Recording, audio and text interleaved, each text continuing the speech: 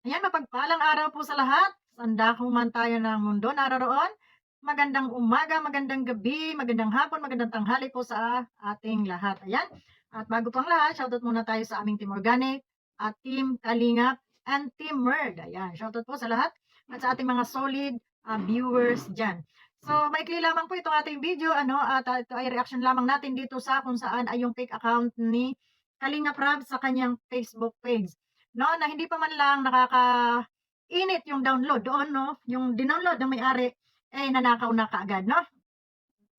So, dito sa mga magnanakaw ng video ng may mga video, matuto naman kayong magsumikap ng sarili ninyo. Hindi yung gusto niyo kikita lang kayo ng kayo ay walang kahirap-hirap. Pagnanakaw po 'yan, hindi po maganda 'yan. Gusto niyo masinso ang inyong buhay, magsumikap at magtrabaho kayo, huwag kayong nakanganga sa pinaghirapan po ng iba.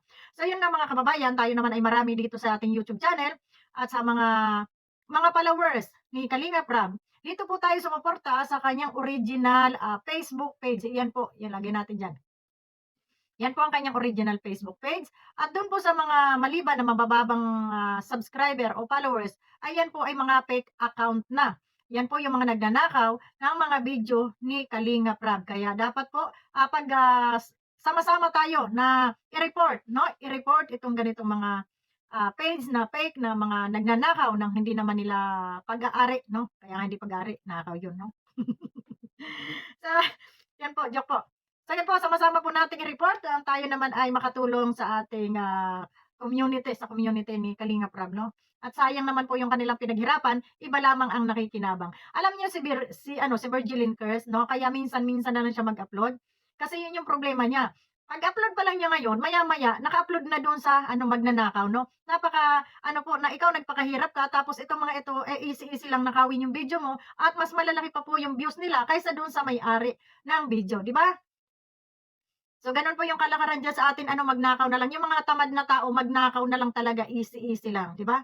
So, 'yan po at, pagtulungan po natin na i-report itong fake account po na ito sa page ng, kay Kalinga Prab. Alam niyo naman po yung, original, Facebook page ni Kalinga Prab kasi may million views, at saka panawagan po naman natin doon sa mga nagnanakaw ng video, ay matuto naman po kayong mahiya, 'no? Matuto naman kayong mahiya at magsikap kayo ng sarili ninyo. Hindi yung nakaupo lang kayo na wala kayong kahirap-hirap, nagnanakaw lang kayo ng video ng may video, samantalang yung mga nagbi-video na yan, yung may-ari ng video, halos wala ng views, hindi pa man lang sila kumikita doon sa video nila, eh nanakaw niyo na. Sila po yung nagpapakahirap diyan. Lumaban naman kayo ng patas, 'no? Doon sa million followers ni Kalinga Prab, ni Kuya Bal, yun po mga ganito, pag sama-sama po tayo na ating i-report po itong mga ganito para, mawala sa social media itong mga klaseng mga magnanakaw na ito, 'no?